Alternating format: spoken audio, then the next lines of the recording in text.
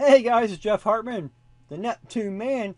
And recently I took Chelsea to Cedar Point, which is in Sandusky, Ohio, because she wanted to go ride some roller coasters before school started. So we went the week before school started. And we rode the top Thrill Dragster. Now I've ridden this ride before, but I rode it two more times when I was there, and it's a fun ride. And here's what it looks like. It's a fast ride. It's about 20 seconds. And originally they had a spoiler on the back, and because it's to look like a top fuel dragster. And what they decided to do is take this last car off and put another car of people in it. That way they can get more people through the ride. So basically you accelerate down this track and then you go straight up. But the acceleration, you hit about 120 miles an hour in less than 4 seconds. That's pretty impressive. This car loaded weighs about 7 tons. And you're moving that thing to 120 in a short period of time.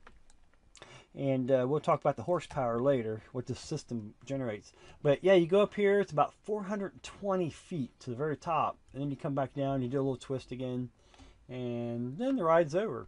But it's a pretty impressive ride. So I want to find out what are they using? They're using LIMs, which is the linear induction motors, or they using steam. What are they using to pull this thing? Air pressure.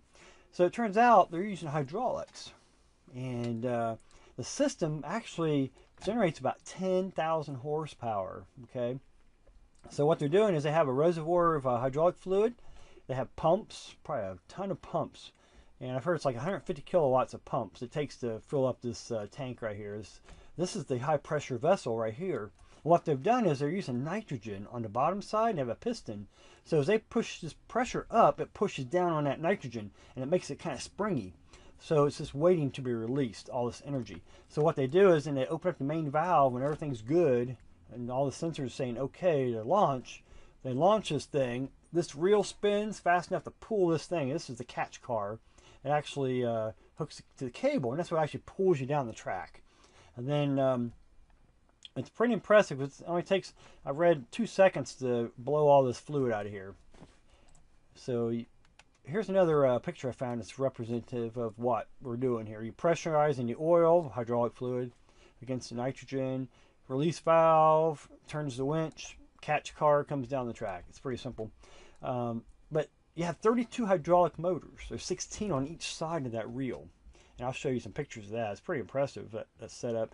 But what happens is once they pressurize that to about, it says 300 bar, which is like 4,700 psi, that's pretty high pressure.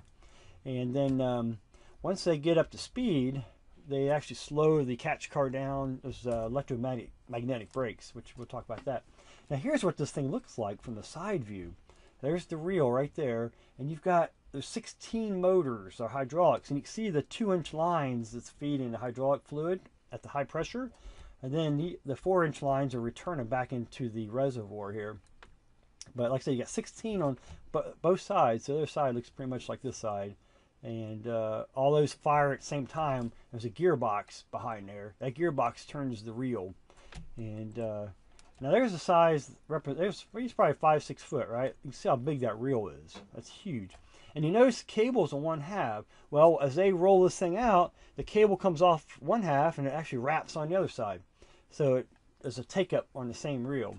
But look at those hoses, man. Those are like 4-inch hoses coming back.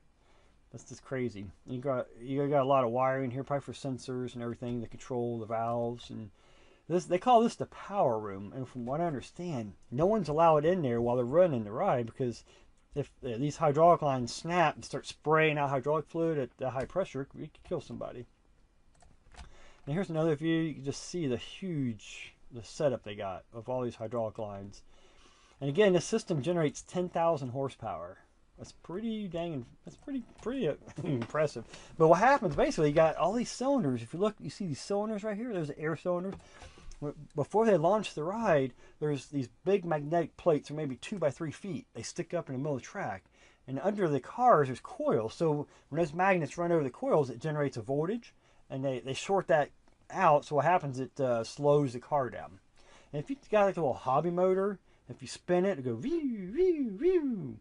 But if you short the two terminals, we hook the wires up to it, it'll go boom, boom, boom, boom. Acts like a brake. That's the same thing you're doing here. If you short out the coil and you run a magnetic field through it, it acts like a brake. So it slows the car down. So what happens is they have what's called a rollback. Potentially, when you go up this hill, if it doesn't calculate how much power they need, you may not make it up the hill and you'll come back down backwards. And they got to be able to stop this thing. So before they launch, all the plates have to come down because you don't want to slow the car down when it's accelerating. And then after the car goes by, all the plates pop up in case you get a rollback. But there's a very slim chance you'll get stuck at the very top. And I've heard it's only happened twice. And it's what, 14 years. This thing opened up in 2003. Now it's 2017. So only twice that they've got stuck at the very top. And what happens is the mechanic has to go up. There's an elevator back here. He has to go all the way up there. Probably takes 10, 15, 20 minutes to get up there. It's 420 feet up there. And then he's got to help push the car. And there's a video on YouTube if you want to see that. But they actually got stuck up there. And then it comes down on its own. Once you just kind of push it just to change its weight a little bit, then it'll just pull down. But again, you get going 120 miles an hour down this little stretch right here. Now, we rode it at nighttime. The second time, I told Chelsea, I said, you might want to close your mouth because you're going down that track at 120 miles an hour. Bugs are getting in your way. And we waited to ride in the very front. And you don't have a screen or anything. And the car comes up really low to like your waist. So all this is exposed to the wind, you know. And it's pretty nice, but we're going down the track. We got done. I had like bugs stuck in my shirt, my face, because I had like a little sweat going on, you know. And we got the photos. You know how when you get off the ride, you go through the little store and they have all the photos, the videos up top. We can take pictures, whatever. And you look at it. And one of the pictures, Chelsea had her mouth open. So I'm hoping she didn't get any bugs in there. But it's a pretty impressive ride. It does break down a lot. I will say that. We were there that day. I know 2 times it broke down. And they weren't letting people on the ride. So it's a very sophisticated machine. I mean, it's simple in its operation, just using hydraulic pressure to turn a motor, right? But you look at, you got 32 motors and you got all these sensor plates. But when the train comes down on the opposite track, there's also fixed plates. You know, the magnetic plates are just sitting there. And I remember when I was there last time, it was kind of hot that day. And it was running, you know, they're running a lot of trains on this thing. You know how you look at something hot and like it's rippled? You could see those plates. You could tell they're hot. And you could see the heat kind of waving off of them. So they do get, that's the energy that they're displacing from slowing that car down. But the car weighs, like I said, 7 tons. And you're accelerating to 120 miles an hour in less than 4 seconds. That's why you need 10,000 horsepower. And supposedly, the computer takes the last 3 runs and it calculates how much speed it had. And it can actually generate different hydraulic pressure. So they can actually gauge how much energy they need to launch the next car. But the problem is, if you have like 3 cars with like light kids or light adults on it, then you get some big football players on the 4th ride. It may not have enough energy to get up that hill. So, because it's an average of the last 3 rides. And then you might do what they, you know, when they call it a rollback. But overall, it's a nice ride. It gives you a rush taking off that fast. And they say a top fuel dragster, which, you know, the real race cars, they generate about 5,000 horsepower. So this has it beat. Of course, this is a lot heavier too, 7 ton. But it's an impressive ride.